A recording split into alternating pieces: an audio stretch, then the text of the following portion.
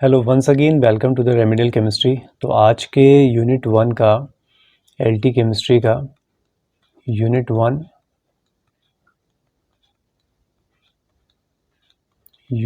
का P block का आज हम लोग सेकंड लेक्चर पढ़ने वाले हैं।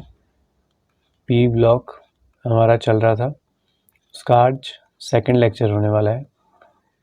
इससे प्रीवियस लेक्चर में हम लोगों ने ऑलमोस्ट बोरॉन फैमिली के बारे में सारी चीज़ें पढ़ ली थी। एक कंपाउंड के बारे में मैंने बताना रह गया, वो अभी बता देंगे।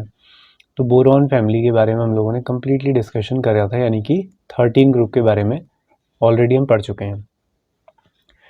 अगर वो वीडियो आप लोगों को नहीं मिली है या अगर आपने देखनी है नहीं देखी है तो उसका लिंक आप लोगों को डिस्क्रिप्शन बॉक्स में मिल जाएगा और बाकी प्लेलिस्ट का लिंक भी वहीं मिलेगा आपको, वहाँ से आप लोग देख सकते हैं। अदरवाइज़ आप सर्च कर सकते हैं रेमेडियल केमिस्ट्री करके, ठीक है, रेमेडियल केमिस्ट्री एलटी करके इस तरीके से सर्च करेंगे तो आप लोगों को चैनल मिल जाएगा। तो चलिए स्टार्ट करते हैं बोरॉन के उस रिमेनिंग कंपाउंड के नाम से बारे में, जो बड़ा ही इम्पॉर्टेंट कंपाउंड है, ठीक है।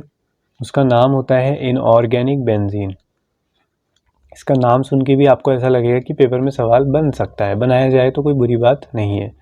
इनऑर्गेनिक बेंजीन, तो बेंजीन तो सब लोगों ने सुना है। इनऑर्गेनिक बेंजीन क्या होता है, क्योंकि बेंजीन तो ऑर्गेनिक होता है।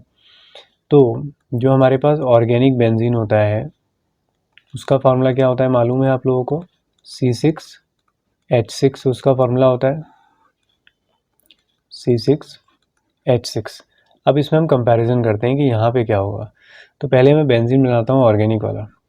तो वो C6H6 जो है वो इस तरीके से जो आप रिंग फॉर्म बनाते हो स्ट्रक्चर का, उसमें वो कार्बन ऐसे लगे होते हैं जिसे आप बहुत इजीली ऐसे बना दिया करते हो।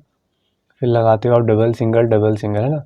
यहाँ पे भी लगा देते हैं डबल बॉन्ड, फिर सिंगल बॉन्ड, फिर डबल बॉन्ड और ये सिंगल बॉन्ड। हर कॉर्नर पे क्या लगा होता है? एक H लगा होता है, इसीलिए आप C6H6 के नाम से जानते हो। तो ये हमारे पास नॉर्मली एक ऑर्गेनिक बेंजीन है। अब इनऑर्गेनिक बेंजीन कैसे दिखाई देती है? इनऑर्गेनिक बेंजीन का फॉर्मूला होता है B3N3H6। तो यहाँ पर H तो 6 है, लेकिन यहाँ पर सारे कार्बन नहीं है। क्या है? बोरॉन और नाइट्रोजन। तो बोरॉन और नाइट्रोजन को ही पैटर्न में लगाते हुए चलना है, बस कुछ नहीं करना है। तो boron, then nitrogen, then boron, then nitrogen, then again boron and again nitrogen. तो ये कंप्लीट हमने 6 बॉन्ड बना दिए हैं। उसके बाद डबल, फिर सिंगल बॉन्ड, फिर डबल बॉन्ड, फिर सिंगल बॉन्ड, फिर ये डबल बॉन्ड। अब ये डबल बॉन्ड थोड़ा सा यूनिक है। तो देखिए होता क्या है कि नाइट्रोजन और बोरॉन के बीच में अगर हम बात करें, चलो मैं पहले H भी लगा देता हूँ, सब जगह H लगा दो। तो आपको पता है कि नॉर्मली हाइड्रोजन जो है वो नाइट्रोजन जो है वो 3 बॉन्ड बनाता है। अब यहाँ पे 4 बॉन्ड नज़र आ रहे हैं। ये जो एक्स्ट्रा बॉन्ड बना है वो शेयरिंग से नहीं बना है, वो कैसे बना है? कोऑर्डिनेट बॉन्ड है। तो नाइट्रोजन ने अपने इलेक्ट्रॉन दिए हैं बोरॉन को, ऐसे ही नाइट्रोजन ने अपने इलेक्ट्रॉन दिए हैं बोरॉन को, नाइट्रोजन ने अपने इलेक्ट्रॉन दिए हैं बोरॉन को। तो यहाँ पे बनाए गए हैं कोऑर्डिनेट बॉन्ड। तो इन दोनों डबल बॉन्ड्स में अब आपको फ़र्क नज़र आ रहा है, ये शेयरिंग से बना है और ये कोऑर्डिनेट बॉन्ड है। वो कोवेलेंट बॉन्ड है, ये कोऑर्डिनेट बॉन्ड है, राइट। तो पहला डिफरेंस तो ये है।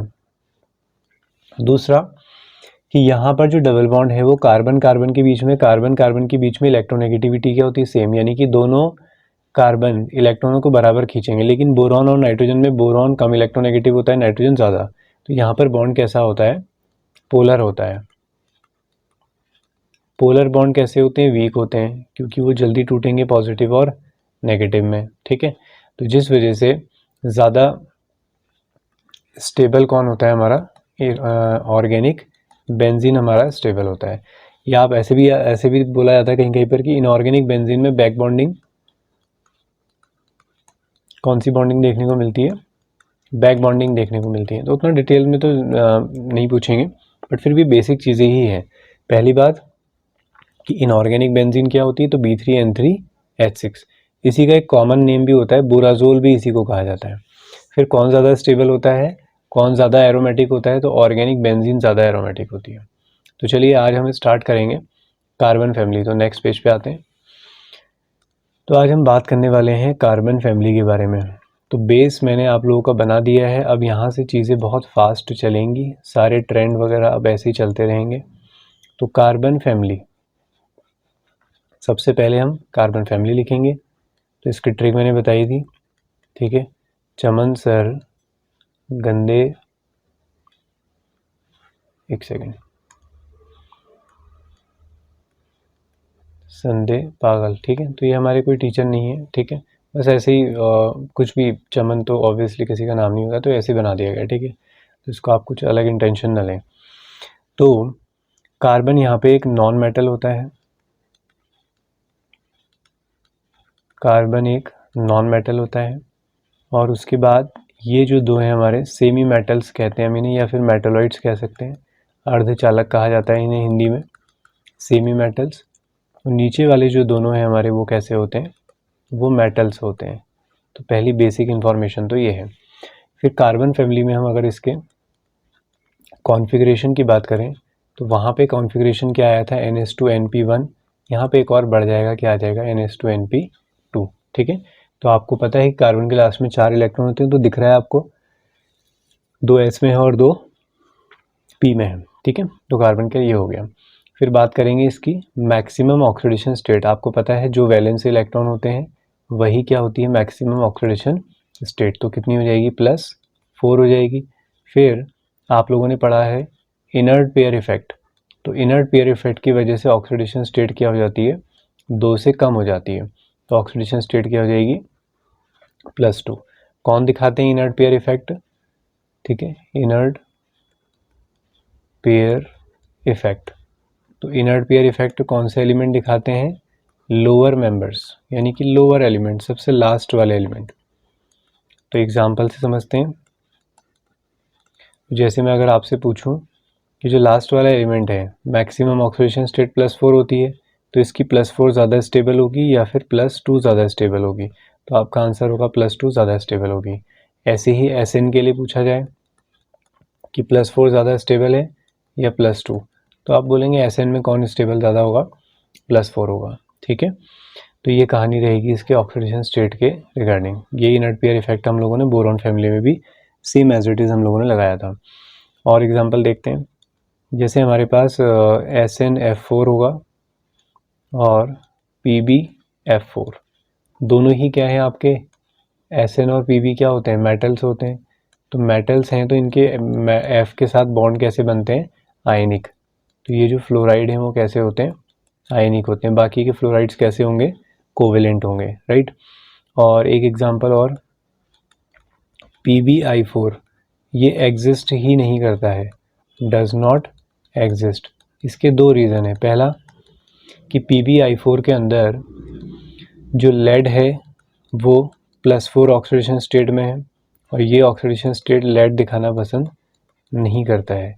तो एक तो लेस स्टेबल, ये रीज़न है। दूसरा, आयोडीन का साइज़ क्या है, बहुत बड़ा है, ये उसे होल्ड करने में भी क्या प्रॉब्लम करेगा, ठीक है। तो इसलिए एग्जिस्ट नहीं करता है। उसके बाद नेक्स्ट पॉइंट ये है कि जो हमारे पास CCl4 होता है, देखो मैंने पहले भी कहा था कि बोरॉन फैमिली में मतलब सेकंड पीरियड के जो एलिमेंट होते हैं हमारे पास, सेकंड पीरियड एलिमेंट जो होते हैं उसमें मैंने बताया था कि उनके पास क्या नहीं होता है, बोलो, उनके पास दिल नहीं होता है। कैसी बातें कर रहे हैं सर आप, उनके पास 3D ऑर्बिटल नहीं होता है, उनके पास D ऑर्बिटल नहीं होता है, ठीक है। तो अगर CCl4 का हाइड्रोलिसिस कराया जाए, यानी कि H2O से रिएक्शन कराया जाए, तो ऑक्सीजन के लोन पेयर अगर आप अटैक कराना चाहेंगे तो कहाँ अटैक करेंगे, क्योंकि कोई ऑर्बिटल तो खाली है नहीं। तो इसलिए एक पॉइंट ये हो गया कि CCl4 यानी कि कार्बन के कंपाउंड्स का हाइड्रोलिसिस नहीं किया जा सकता, जबकि इसी की फैमिली के नीचे SiCl4, इसका हाइड्रोलिसिस किया जा सकता है, यानी कि ऑक्सीजन के लोन पेयर इसमें एम्प्टी डी ऑर्बिटल में अटैक कर सकते हैं, और सारे Cl बाहर करके यहाँ पे हम क्या लगा सकते हैं, SiOH का होल 4, ठीक है। यानी कि H2O अटैक करता रहेगा, OH आते रहेंगे और HCl बाहर जाते रहेंगे, ठीक है। इसी का एक नाम भी है, इसे बोलते हैं salicylic acid, silicic acid, silicic SiC होना चाहिए, ठीक है, सिलिसिक एसिड। तो ये इसका नाम होता है। क्लियर हुआ।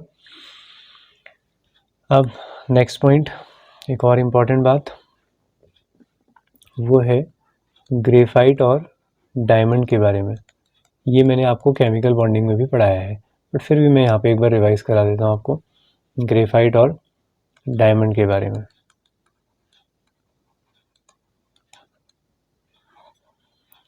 तो पहली बात कि ग्रेफाइट में एक कार्बन से सिर्फ 3 कार्बन जुड़े होते हैं, जबकि डायमंड में एक कार्बन से कितने कार्बन जुड़े होते हैं? 4 कार्बन जुड़े होते हैं। तो अगर यहाँ पे 3 ही बॉन्ड बन रहे हैं तो हाइब्रिडाइजेशन क्या होने वाला है? sp2। यहाँ 4 बॉन्ड बन रहे हैं तो हाइब्रिडाइजेशन होने वाला है sp3। sp2 है तो ज्योमेट्री कैसी होगी? Trigonal planar. यहाँ पे sp3 है तो ज्योमेट्री कैसी होगी? टेट्राहेड्रल। क्योंकि कार्बन के 4 इलेक्ट्रॉन होते हैं तो एक इलेक्ट्रॉन बच गया, वो इलेक्ट्रॉन इस तरीके से यहाँ पर घूमता रहेगा, तो आपको ऐसा लगेगा कि यहाँ पर डबल बॉन्ड कैरेक्टर चल रहा है। तो ये बात बिल्कुल सच है, ठीक है। तो ये प्योर सिंगल बॉन्ड नहीं होती, इनके अंदर कैसा होता है? डबल बॉन्ड कैरेक्टर होता है। यही फ्री इलेक्ट्रॉन रिस्पॉन्सिबल होता है फॉर इलेक्ट्रिसिटी, ठीक है। इलेक्ट्रॉन यहाँ पे क्या रहता है? एक फ्री रहता है, जिस वजह से हम कहते हैं कि ग्रेफाइट इलेक्ट्रिसिटी कंडक्ट कर सकता है लेकिन डायमंड नहीं कर सकता। डायमंड हार्ड होता है, ग्रेफाइट सॉफ्ट होता है। ग्रेफाइट को एक ड्राई लुब्रिकेंट की तरह यूज़ किया जाता है। ड्राई लुब्रिकेंट, लुब्रिकेंट समझते हो? जैसे मशीन वगैरह में तेल डालते हो तो उसको बोलते हैं लुब्रिकेंट, ठीक है। तो ग्रेफाइट का पाउडर जो होता है सोफी टच होता है ना इसका, जैसे पेंसिल को तुम लोगों ने कभी हाथ लगाया होगा तो एकदम सोपी टच होता है, सॉफ्ट है ना। तो सोपी टच होता है इसका, और ये ड्राई लुब्रिकेंट की तरह यूज़ होता है। तो ये कुछ बातें थी आपके ग्रेफाइट और डायमंड के बारे में। इसके बाद कार्बन का एक और आइसोटोप आप सुनते हैं जिसको क्या कहते हैं आप? बकमिंस्टर फुलरीन, तो जिसे C60 के नाम से जाना जाता है। तो C60 में हाइब्रिडाइजेशन कितना होता है? इसमें भी sp2 होता है। इसमें कुछ पेंटागन होते हैं और कुछ हेक्सागन होते हैं। पेंटागन का मतलब हुआ कुछ ऐसा, और हेक्सागन का मतलब ये 6, ठीक है। तो पेंटागन की क्वांटिटी कितनी होती है इसमें? 12, और हेक्सागन की क्वांटिटी कितनी होती है? 20, ठीक है। तो ये क्लास 10th में भी कभी आप लोगों ने शायद सुना हो। तो ये कहानी थी ग्रेफाइट और कार्बन के बारे में। तो कार्बन के ज़्यादा कंपाउंड आपने पढ़ने नहीं है, होने को सिलिकॉन्स के कंपाउंड भी बहुत सारे होते हैं, लेकिन ऐसा कुछ भी सिलेबस में मेंशन नहीं है, और ये बहुत आउटर लेवल पे चले जाता है सिलिकॉन्स के कंपाउंड को पढ़ना, राइट। इसलिए उसकी पढ़ने की कोई नीड नहीं है। अगर वो सिलेबस में दिया जाता है, मतलब अगर वो चाहते कि आप इसे पढ़ें, तो स्पेशली कंपाउंड्स को मेंशन करना पड़ता। तो चलो, कार्बन फैमिली हमारी छोटी सी थी। अब हम बात करते हैं सबसे इम्पॉर्टेंट फैमिली, और वो है नाइट्रोजन फैमिली। सबसे इम्पॉर्टेंट फैमिली है नाइट्रोजन फैमिली। जहाँ पे क्लास 12th के टॉपिक्स शुरू होते थे वो नाइट्रोजन फैमिली से होते थे। तो आज हम बात करते हैं अब नाइट्रोजन फैमिली के बारे में।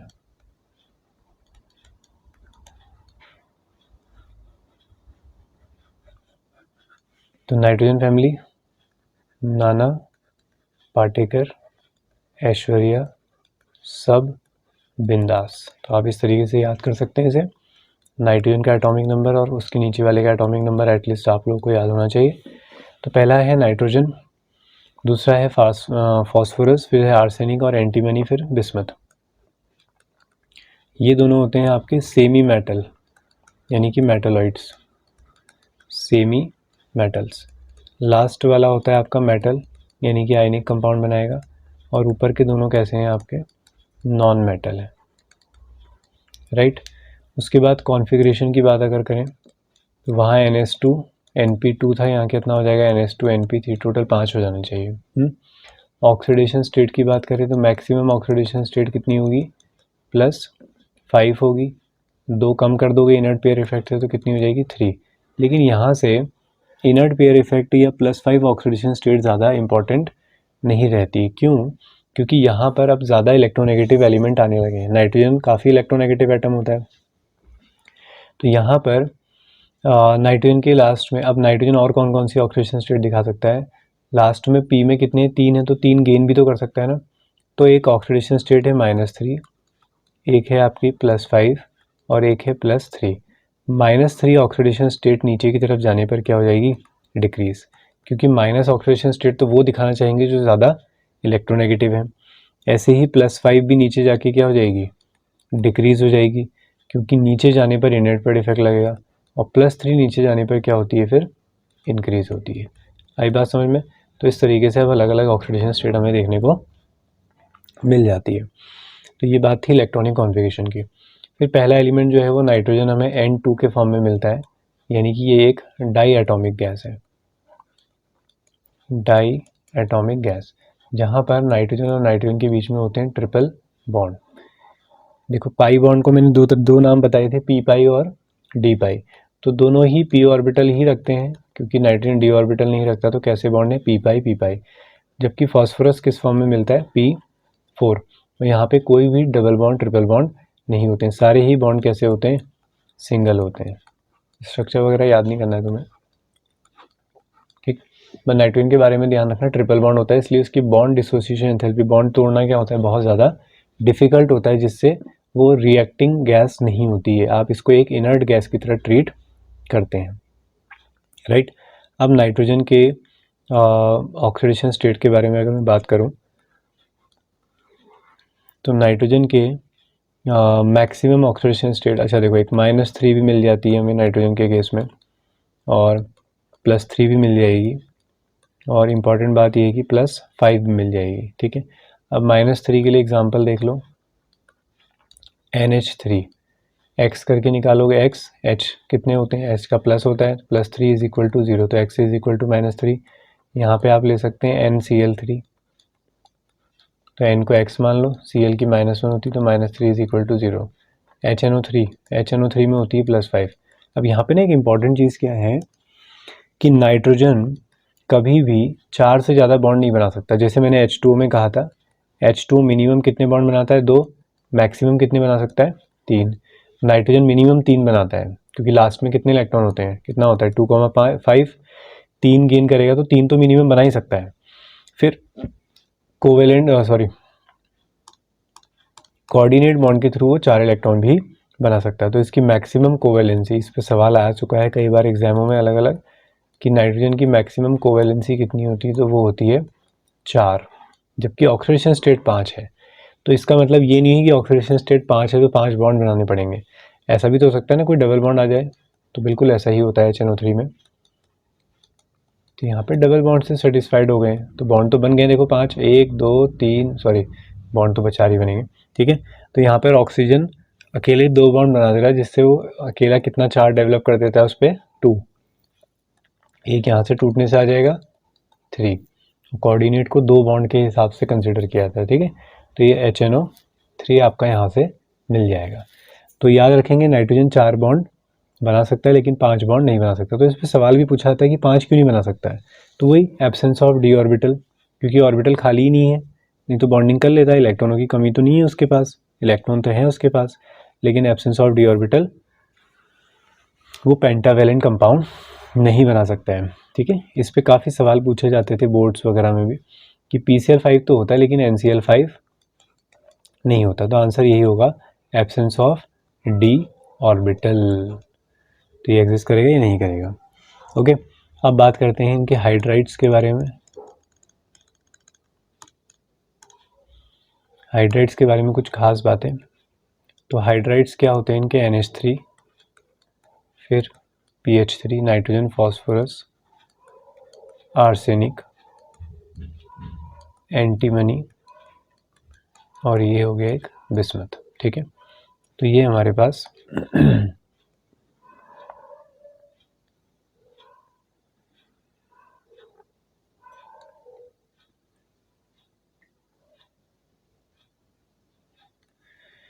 अब इनके बारे में हम बातें करेंगे कुछ इम्पॉर्टेंट फैक्ट्स की।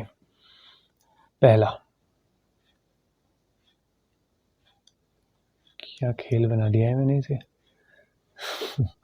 चलो पेन ले लेते हैं अपनी।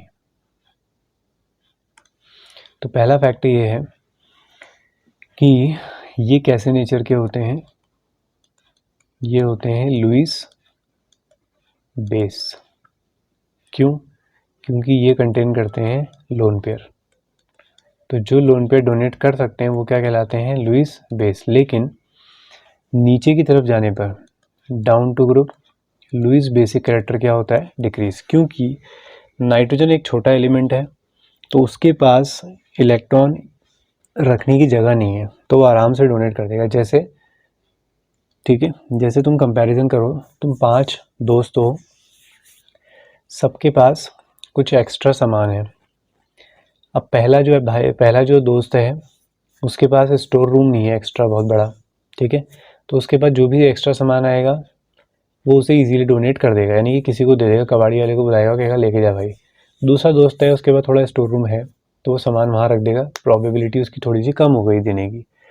तीसरा है उसके पास बहुत बड़ा स्टोर रूम है तो उसने सामान वहाँ डाल दिया। चौथा है उसके पास बहुत बड़ा, पाँचवें के पास बहुत बड़ा, नौकर भी बहुत सारे हैं, वो रख देंगे तो कोई दिक्कत नहीं। तो सबसे इजीली डोनेशन किस में होगा, नाइट्रोजन में। तो कॉन्सेप्ट ये है कि साइज़ छोटा होने की वजह से इलेक्ट्रॉन डेंसिटी बढ़ जाती है, जिससे डोनरेबिलिटी क्या हो जाती है, बढ़ जाती है। तो अमोनिया एक गुड लुईस बेस होगा। नीचे की तरफ बेसिसिटी क्या होने लग जाएगी, कम। और क्या पॉइंट्स होंगे देखो, तो एक पॉइंट तो ये पता चला हमें। फिर उसके बाद आता है रिड्यूसिंग बिहेवियर। रिड्यूसिंग बिहेवियर वो दिखाते हैं जो हमें H दे सकते हैं। तो H कौन जल्दी देगा बताओ, NH3 या PH3? N और H के बीच का बॉन्ड ऐसा होगा, जबकि Bi और H के बीच का बॉन्ड बहुत लॉन्ग होगा। तो कौन जल्दी ब्रेक हो जाएगा, ये जल्दी ब्रेक हो जाएगा। तो कौन जल्दी H प्रोवाइड करेगा, BiH3। इसलिए नीचे की तरफ जाने पर, डाउन टू ग्रुप जाने पर रिड्यूसिंग बिहेवियर क्या हो जाता है, इंक्रीज हो जाता है, ठीक है। फिर तीसरा पॉइंट आता है बॉइलिंग पॉइंट। अब बॉइलिंग पॉइंट के बारे में बात करते हैं। तो बॉइलिंग पॉइंट मेनली डिपेंड करता है मास पे। तो नीचे की तरफ जाने पर मास क्या हो रहा है, बढ़ रहा है, लेकिन मास तो बढ़ रहा है, लेकिन होगा क्या, तो हमारे अकॉर्डिंग सबसे ज़्यादा जो बॉइलिंग पॉइंट होना चाहिए वो किसका होना चाहिए, BiH3 का, बिल्कुल ठीक है। फिर उससे एरो थोड़ा उल्टा हो गया, तो BiH3 का बॉइलिंग पॉइंट सबसे ज़्यादा है, फिर SbH3 का, फिर उसके बाद AsH3 का। अब होना क्या चाहिए था, होना ये चाहिए था कि यहाँ पे आना चाहिए था PH3, लेकिन कौन आ जाता है यहाँ पर, NH3, उसके बाद आता है PH3। तो यहाँ से क्या समझ में आता है हमें कि एक ऑर्डर में चेंज आ गया है। तो मैं नीचे लिख देता हूँ इसे कि NH3 का बॉइलिंग पॉइंट ज़्यादा होता है PH3 से, जबकि मास तो किसका ज़्यादा है, PH3 का ज़्यादा है। तो क्या रीज़न होता है, और वो रीज़न है hydrogen bonding. Ammonia hydrogen bonding करता है, याद होगा हाइड्रोजन बॉन्डिंग कौन करते हैं, फ्लोरीन, ऑक्सीजन और नाइट्रोजन फोन। तो अमोनिया हाइड्रोजन बॉन्डिंग करता है, इसलिए इसका बॉइलिंग पॉइंट क्या है, ज़्यादा है PH3 से। क्लियर हो गया। तो ये कहानी है इसके बारे में। और क्या आता है हमारे हाइड्राइड्स के अंदर, थर्मल स्टेबिलिटी। एक पॉइंट आता है इनका थर्मल स्टेबिलिटी, यानी कि टेम्परेचर पे कौन ज़्यादा टिकेगा। तो कौन ज़्यादा टिकेगा, अभी मैंने समझाया था, बॉन्ड किसका जल्दी टूटेगा, तो नीचे की तरफ अगर थर्मल स्टेबिलिटी की बात करें तो वो क्या हो जाएगी, डिक्रीज, क्योंकि बॉन्ड लेंथ बढ़ गई, इजीली वो ब्रेक हो सकते हैं। तो रिड्यूसिंग बिहेवियर मैंने बता दिया है, बेसिक कैरेक्टर मैंने बता दिया है आपको। और नेक्स्ट पॉइंट, फिर एक एग्जांपल याद रखेंगे NCl3 के बारे में। ये हाईली एक्सप्लोजिव नेचर का होता है, ये याद करने वाला पॉइंट है। हाईली एक्सप्लोजिव, धमाकेदार होता है, हाईली एक्सप्लोजिव। फिर एक पॉइंट याद रखें PCl5 के बारे में।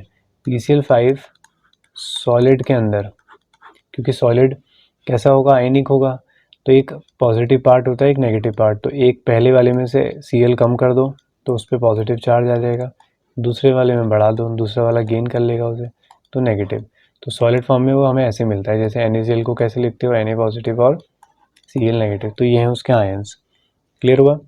उसके बाद ऑक्साइड्स ऑफ नाइट्रोजन की बात करें तो एक होता है N2O, जिसको आप लाफिंग गैस के नाम से जानते हो, लाफिंग गैस, ठीक है। स्ट्रक्चर की बात करें अगर, तो कुछ इस तरीके से बनेगा, N ट्रिपल बॉन्ड N, इस ऑक्सीजन को चाहिए कोऑर्डिनेट बॉन्ड बना दो। तो एक तो हमारे पास ये हो गया। उसके बाद होता है NO। NO ये भी एक इम्पॉर्टेंट कंपाउंड है, केमिकल बॉन्डिंग में भी हम देखते हैं इसको। तो ये एक ऑड इलेक्ट्रॉन होता है, ऑड इलेक्ट्रॉन स्पीशीज़, मतलब एक अनपेयर्ड इलेक्ट्रॉन बचेगा। जिसमें अनपेयर्ड इलेक्ट्रॉन बचता है वो कैसे नेचर के होते हैं, पैरा मैग्नेटिक। याद करने हैं पॉइंट सीधे सीधे, ठीक है। NO आपका पैरा मैग्नेटिक होता है। ड्रॉ अगर मैं आपको दिखाऊं तो कुछ ऐसा बनेगा, एक इलेक्ट्रॉन यहाँ बचेगा, 4 इलेक्ट्रॉन यहाँ बचेंगे, तो आपने NO के बारे में ध्यान रखना है, N2O के बारे में ध्यान रखना है। इनके स्ट्रक्चर हो सके तो याद करना, नहीं तो फिर ऐसी कोई ख़ास दिक्कत है नहीं, बट थोड़ा बहुत N2O NO इनके बारे में आप लोगों को पता रहना चाहिए। तो ये हमारा कंप्लीट होता है नाइट्रोजन फैमिली के बारे में। तो नाइट्रोजन फैमिली के बारे में आपने इतनी चीज़ें पढ़नी है। उसके बाद एक आध इसमें कंपाउंड्स मिलते हैं, उसके रिएक्शंस बता देता हूँ मैं आपको। जैसे नाइट्रोजन गैस के बारे में बात करें तो नाइट्रोजन गैस के बारे में मैंने आपको बताया कि इसमें कैसी बॉन्डिंग होती है, p पाई बॉन्डिंग होती है। और नाइट्रोजन गैस को एक इनर्ट गैस की तरह हम ट्रीट करते हैं due to high bond dissociation enthalpy. तो बॉन्ड एंथैल्पी क्या होती है, बहुत हाई, क्योंकि क्या है उसके बीच में ट्रिपल बॉन्ड है। अगर इसकी लैब में प्रिपरेशन की बात करें तो इसे बनाया जाता है ammonium chloride plus NaNO2। Hope so यही होना चाहिए, ठीक है। फिर भी वेरीफाई कर लेना, एक बार सर्च कर लेना इसी क्रोम में, ठीक है। मुझे ध्यान नहीं आ रहा अभी कम्प्लीटली, यही होता है वैसे, अमोनियम क्लोराइड और NaNO2 इसी से बनता है। उसके बाद अगर प्योर नाइट्रोजन बनानी है तो वो बनता है एजाइड आयन से। एजाइड क्या होता है, N3 1 नेगेटिव, 3 N है 1 नेगेटिव। तो देखो क्या होगा, सोडियम एजाइड बनाओ तो इसको हीट करने से कौन सी गैस बनती है हमारी, नाइट्रोजन, प्योर नाइट्रोजन बना सकते हैं। फिर एक इम्पॉर्टेंट याद रखो अमोनिया के बारे में। अमोनिया के बारे में फेमस रिएक्शन है Haber process, N2 + 3H2 gives 2NH3। इसकी कंडीशन बताता हूँ मैं, ध्यान से समझना, लास्ट टॉपिक है वैसे इसका। तो हेबर प्रोसेस में नाइट्रोजन और हाइड्रोजन को कंबाइन करते हैं और क्या बनाते हैं, अमोनिया बनाते हैं। यहाँ पे कैटलिस्ट होता है आयरन। आयरन की एफिशिएंसी को बढ़ाने के लिए एमओ रखते हैं, एमओ होता है प्रमोटर। तो पेपर में पूछ सकते हैं कि हेबर प्रोसेस किसके लिए होती है, ठीक है, या अमोनिया बनाने के लिए इसमें से कौन सी मेथड यूज़ की जाती है, तो हेबर प्रोसेस। और हेबर प्रोसेस किसके लिए यूज़ की जाती है, अमोनिया बनाने के लिए। आयरन का क्या काम है, आयरन यहाँ पे कैटलिस्ट होता है। एमओ का क्या काम है, एमओ एक प्रमोटर होता है जो आयरन की एफिशिएंसी को बढ़ाएगा। फिर कंडीशंस की बात करते हैं। तो ये रिएक्शन जो होती है एक एक्सोथर्मिक रिएक्शन होती है। तो अगर ये रिएक्शन जब नाइट्रोजन और हाइड्रोजन मिल के अमोनिया बना रहे हैं तो एनर्जी रिलीज़ हो रही है, तो तुम्हें एनर्जी देने की ज़रूरत नहीं है। तो इसका मतलब तुम्हें ये रिएक्शन कैसे टेम्परेचर पे करानी पड़ेगी, लो टेम्परेचर पे, क्योंकि रिएक्शन में ऑलरेडी एनर्जी जनरेट हो रही है। प्रेशर इसका उल्टा होता है, ऐसे याद कर लो, हाई प्रेशर। जब मैं इक्विलिब्रियम पढ़ाऊंगा तो वहाँ पे रीज़न समझाऊंगा कि प्रेशर हाई क्यों लिया जाता है। तो ये दो कंडीशंस इसकी होती हैं, तो हेबर प्रोसेस यहाँ से बनाई जा सकती है।